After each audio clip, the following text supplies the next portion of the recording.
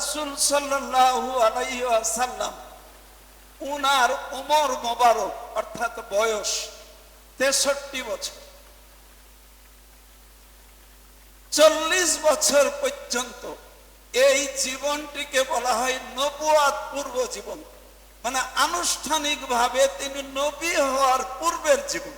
এটা আমরা সবাই জানি। আর মক্কা থেকে মদিনা হিজরত করার পূর্ব পর্যন্ত মক্কায় অবস্থানরত যে 13টি বছর, এই জীবনটাকে বলা হয় মাক্কি জীবন। আর আল্লাহ রাসূল মক্কা থেকে হিজরত করে মদিনায় যাওয়ার পর এই যে 10টি বছর, এই 10টি বছরকে বলা হয় মাদানী জীবন। তাহলে আল্লাহ রাসূল সাল্লাল্লাহু আলাইহি ওয়াসাল্লাম উনার সামগ্রিক জীবন প্রণালীকে শরীয়তের পরিভাষায় বলা হয় সিরাতুন নবী। কি বলা হয়? সিরাতুন নবী, মানে আল্লাহ রাসূল সাল্লাল্লাহু আলাইহি সাল্লামের জীবন মোবারক। এটা 3 ভাগে বিভক্ত। একটা হলো নবুয়াত পূর্ব জীবন, একটি হলো মাক্কি জীবন, একটি হলো মাদানী জীবন।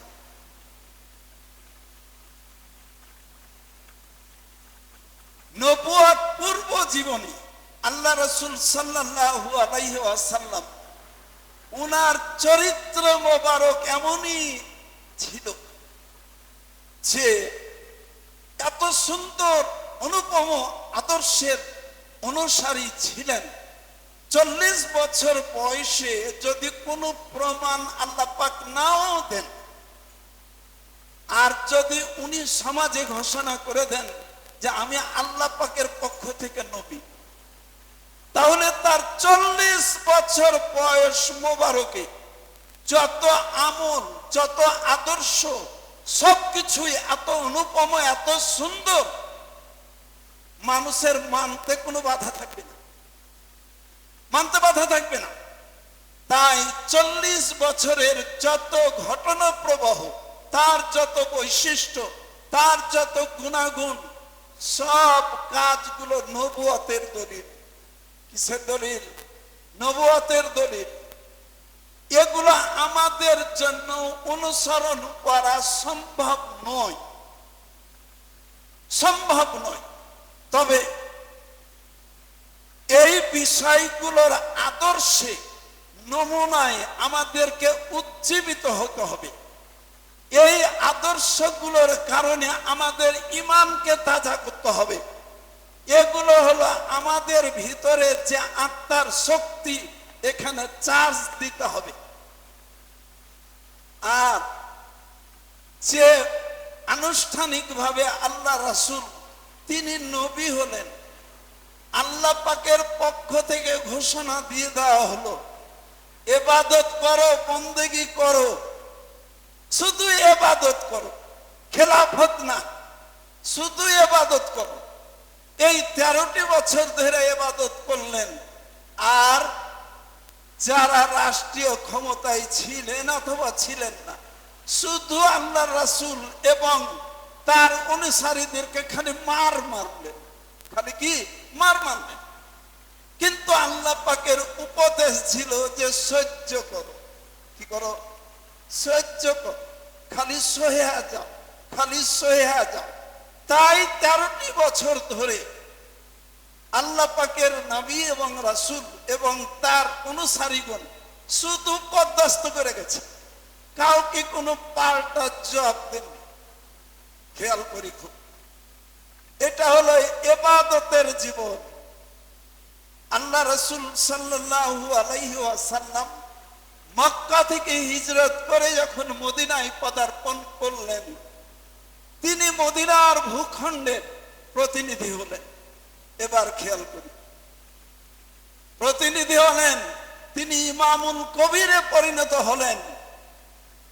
এইবার আল্লাহ রাসূল সাল্লাল্লাহু আলাইহি ওয়াসাল্লাম তার এই ভূখণ্ড সহ ওমা আরসালনাকা ইল্লা কাফাতান লিন্নাসি বাশীরাও ওয়া নাযীরা।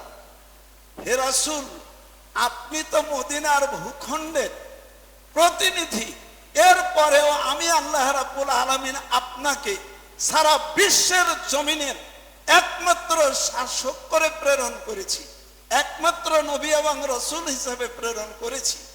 তাই আল্লাহ রাসূল সাল্লাল্লাহু আলাইহি ওয়াসাল্লাম উনার পূর্বে যত নবী রাসূলগণ আগমন করেছিলেন তাদের একটা নির্দিষ্ট ছোট্ট ছোট্ট দেশ প্রদেশ জেলা থানা এইরকম একটা ভূখণ্ড বাঁধা ছিল।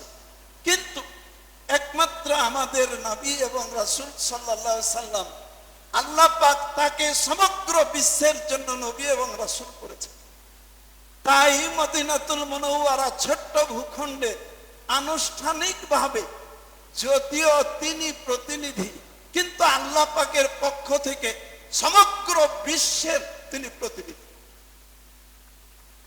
তাই এই জমিনে আল্লাহ পাকের হুকুম আহকাম আইন কানুন প্রতিষ্ঠা করার জন্য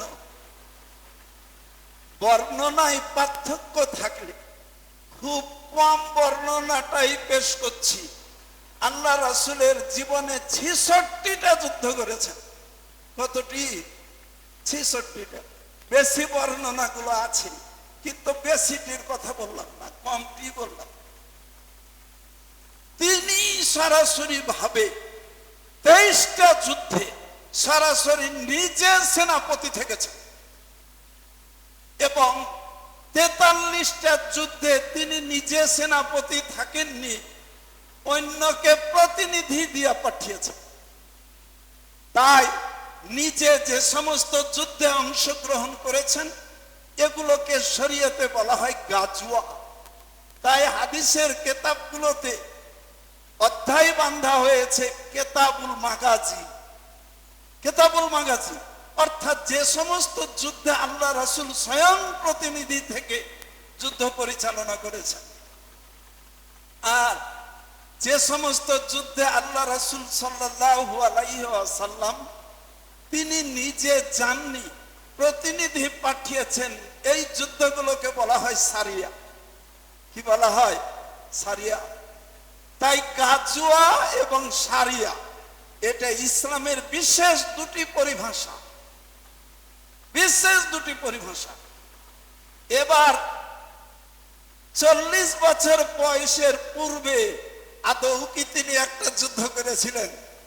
না, কারণ তখন তার উপর আল্লাহ পাকের দায়িত্বই ছিল না। শুধু তিনি আল্লাহ রাব্বুল আলামিনের সেই ইলহাম মোতাবেক পরিচালিত হতেন। সুন্দর অনুপম আদর্শ তিনি অর্জন করে মানুষের মাঝে তিনি সব কাজ করতেন। তাই একটাও যুদ্ধ বিগ্রহের প্রয়োজন ছিল না। আল্লাহ রাসূল মাক্কি জীবনে যখন মানুষের ওপর তথা নবী রাসূলের ওপর যে দুইটা দায়িত্ব, একটি ইবাদত এবং একটি খেলাফত, তিনি তো ইবাদতের দায়িত্ব পেয়েছেন, তাই 13টি বছর ধরে শুধু ইবাদত করে গেছেন, কোনো রাষ্ট্র ছিল না। তাই কারোর সাথে কোনো যুদ্ধ করেনি, খালি সহেই গেছে, শুধু সহেই গেছেন, একটাও যুদ্ধ করেনি। কিন্তু মাক্কি জীবনে এই যে 66টি যুদ্ধে যুদ্ধ পরিচালনা করতে হলো, কার বিরুদ্ধে যুদ্ধ করলেন এটা আমাদেরকে বুঝতে হবে। কার বিরুদ্ধে যুদ্ধগুলো করলেন এবং কি জন্য এই যুদ্ধগুলো করলেন? আল্লাহ রাসূল সাল্লাল্লাহু আলাইহি সাল্লাম এই যুদ্ধগুলো করেছিলেন সন্ত্রাসের বিরুদ্ধে, সন্ত্রাসের বিরুদ্ধে। এবং তিনি কোন যুদ্ধ আক্রমণাত্মক ভাবে একটাও করেননি। রাজ্য দখল করা, ধন সম্পদ উপার্জন করা, ভূখণ্ডের মালিক হওয়া, কোন পার্থিব লোভ লালসা তাকে পায়নি।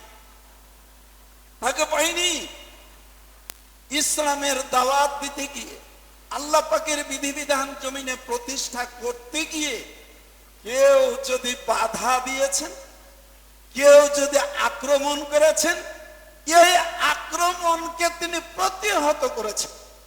তাই আল্লাহ রাসূল সাল্লাল্লাহু আলাইহি সাল্লামের যতগুলো যুদ্ধ নিজে পরিচালনা করেছেন অথবা প্রতিনিধি পাঠিয়েছেন, এই যুদ্ধগুলো একটাও আক্রমণাত্মক ছিল না, ছিল না। এইটা আমাদেরকে খেয়াল করতে হবে যে বর্তমানে যারা রাষ্ট্র শাসনে দায়িত্বে থাকবেন কোন যুদ্ধ আক্রমণাত্মক থাকবে না। কারণ আল্লাহ রাসূল এই বৈশিষ্ট্য নিয়ে যুদ্ধ করেননি। তিনি যুদ্ধ করেছেন সমস্ত প্রতিহতমূলক বেফান। তাই তিনি যুদ্ধগুলো করেছেন সন্ত্রাসের বিরুদ্ধে, সন্ত্রাসীর বিরুদ্ধে। আর সন্ত্রাস আর সন্ত্রাসী এটা দমন করার দায়িত্ব হলো রাষ্ট্রের প্রতিনিধি অর্থাৎ পরিচালকের। মক্কি জীবনে তিনি কোনো ভূখণ্ডের প্রতিনিধি ছিলেন না আনুষ্ঠানিকভাবে, তার কোনো রাষ্ট্র ছিল না, তাই সন্ত্রাস বন্ধ করা তার দায়িত্বও ছিল। কিন্তু মাদানী জীবনে আল্লাহ পাক তাকে যখন রাষ্ট্র উপহার দিয়েছেন, ভূখণ্ড উপহার দিয়েছেন, তিনি যখন প্রতিনিধি হয়েছেন, তখন সন্ত্রাস এবং সন্ত্রাসীর বিরুদ্ধে যুদ্ধ করা তার উপর ফরজ হয়ে গেছে। আমরা আল্লাহ রাসূল সাল্লাল্লাহু আলাইহি ওয়াসাল্লাম উনার যে সিরাতুন নবী, এই যে তিনটা ধাপের যে বিবরণ, এই তিনটা বিবরণ জমিনে বাস্তবায়ন করে সোনার মানুষ তিনি তৈরি করে গেছেন।